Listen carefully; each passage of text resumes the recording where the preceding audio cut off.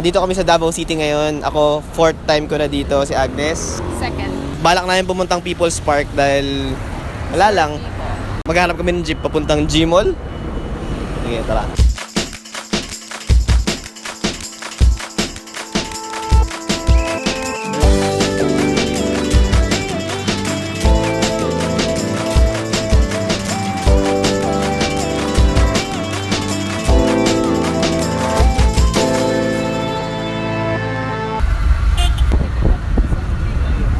Hindi sila humaharang sa pedestrian lane. Sa Manila, pahirapan eh.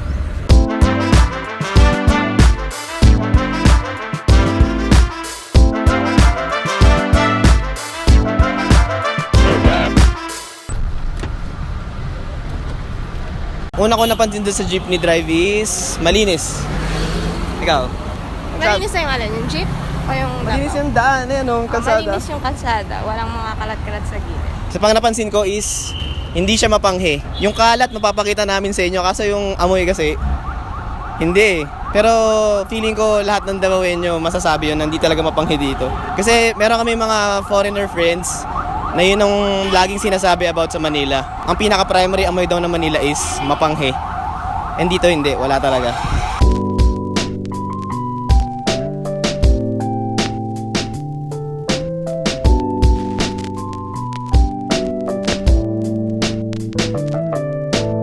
Isa pang napansin ko, obserbasyon lang, humihinto sila before ng pedestrian lane. Kahit walang tumatawid. Oh, gusto mo pansinin mo mamaya?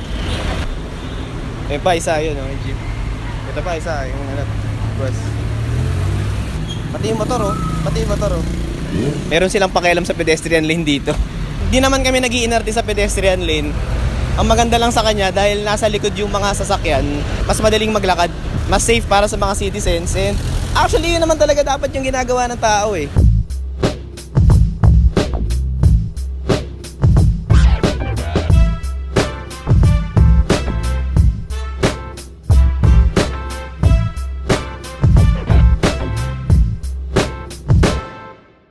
Umihinto talaga sila bago yung pedestrian lane. Ang galing.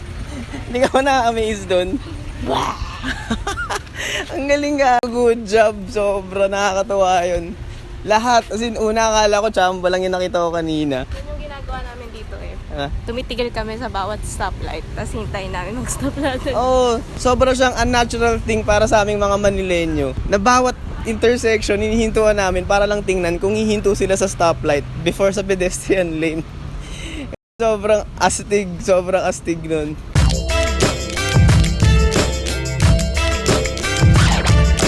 Nandito na kami sa People's Park ngayon and kumain lang kami saglit. Wala na kami maisip puntahan na next, so baka pumunta na kami sa Magsaysay Fruit Park para maghanap ng mga prutas. Sabi sa amin, mag-jeep lang daw kami ng Ecoland, di ba? So makikita na raw namin. Let's go. Isa pa dito na maganda is walang mga upos na yosi sa baba ng kalsada. Siguro dahil nga bawal mag-yosi dito in public places. Para sa akin, mas okay yung ganun kasi at least hindi sila nakakadagdag sa pollution. And maliwalas din tingnan kasi walang upos na yosi. Unlike sa amin na parang bawat kanto, puro upos na yosi kahit merong yosi garbage bin eh. Sa BGC, yung mga sa labas ng mga office, doon pa rin nila tinatapon. May bin na nga na malapit. Mga walang disiplina. And so galit si Agnes sa mga nagtatapon ng upos ng yosi kahit may basurahan na sa tabi. Ang maganda dito sa Davao dahil bawal yung public yosi, mas masarap maglakad-lakad kasi hindi mabaho, hindi masakit sa ilong huminga. And in general, mas positive lang talaga. Ito, tinan mo. Pumarada ulit siya sa before ng pedestrian lane.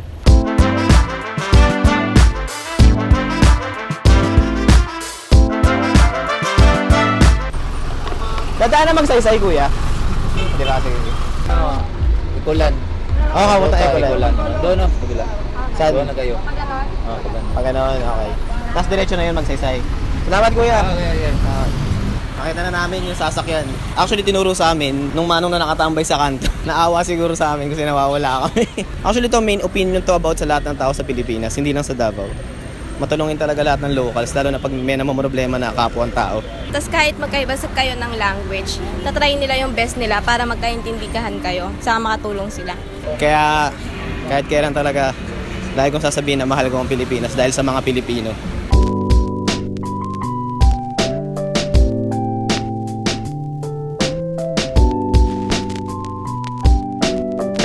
proven na lahat talaga sila before ng pedestrian lane humihinto. As in lahat. Wala pa kami nakikita na nilampasan kami o hinarangan kami. Sana maging ganito sa buong Pilipinas. Ayun, Ecoland, tara. Ganda na magsaysay ito.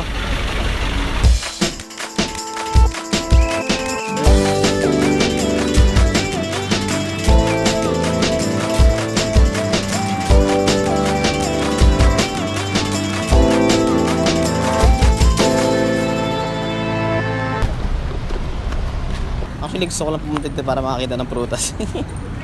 Grabe, ang linis. Isa pang napansin ko dito is hindi nakakatakot maglabas ng camera ng kahit ano. Kasi kanina pa kami palakad-lakad sa buong city, nakalabas lang tong camera ko, itong iPhone ni Agnes. Hindi ko gagawin sa Recto to, hindi ko gagawin sa Quiapo to. Maski sa labas na UST, hindi ko gagawin. Kahapon, nagtaxi kami from JP Laurel Street. Nagtaxi kami from sa binabaan namin ng van galing Katiil, papuntang hotel namin. Tapos, ang sukli dapat is 46 pesos. Dahil walang coins yung manong driver, binigyan niya kami ng 50 pesos. Grabe. Hindi exact change yung binigay niya. Sobrang change pa. Siyempre, binalik namin yung sobra. Ito taxi. Yes, next time lang na. Pwesa ka doon.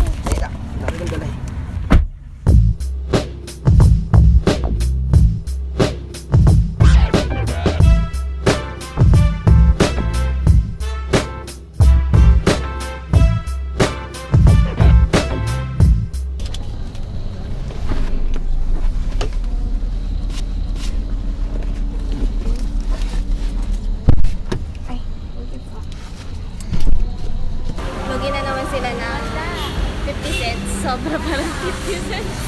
78.50 yung pamasahe namin. Nagbigay si Agnes ng 100 pesos. Sinuklian niya si Agnes ng 22 pesos. Akala ko nung, kasi diba normally pag sa Manila, pag 78, 20 lang bibigay niya, tapos na. Parang wala na yung 150. Tapos talaga kumuha pa siya ng barya para ibigay sa atin yung sukling sakto. Hindi sila nanghihingi ng kahit ano sa inyo. Bibigay nila yung sobra. Tapos kayo na lang bahala kung ibabalik niyo yung sobrang sukli. Pero ganun sila kadisiplinado. Ano mga napansin mo sa Davao? Sa 2 oras sa paglalakad? Malinis. Matulungin yung mga tao pag nagtatanong-tanong. Ako dagdag pa doon is hindi siya mabaho, hindi siya mapanghe. Siguro factor na din na maraming ordinansa na sinusunod talaga ng mga citizens. And safe siya, safe na city. Kasi kanina ko pa hawak tong camera. As in, hindi ko tinago to. Sa restaurant ko lang tinago tong camera. Tsaka tong iPhone. Lagi nakalabas pag naglalakad kami sa kanto, sa mga eskinita. Parang walang sketchy na tao na tumitingin parang hahabol sa'yo. Unlike sa Manila na pag may ganito ka, parang lahat ng tao tinitingnan ka na. Tapos parang di mo alam kung kukunin. And yung pedestrian lane is kinikip open nila. Sin before pa lang ng pedestrian lane, humihinto na sila. Ang maganda pa dyan, hindi lang dito sa Davao City maganda. Marami ka rin ibang pwedeng puntahan na ibang places na dito manggagaling sa Davao City. Ginawa namin yun this past week. And yun ang mapapanood nyo sa next episode. Babush! Davao, great city.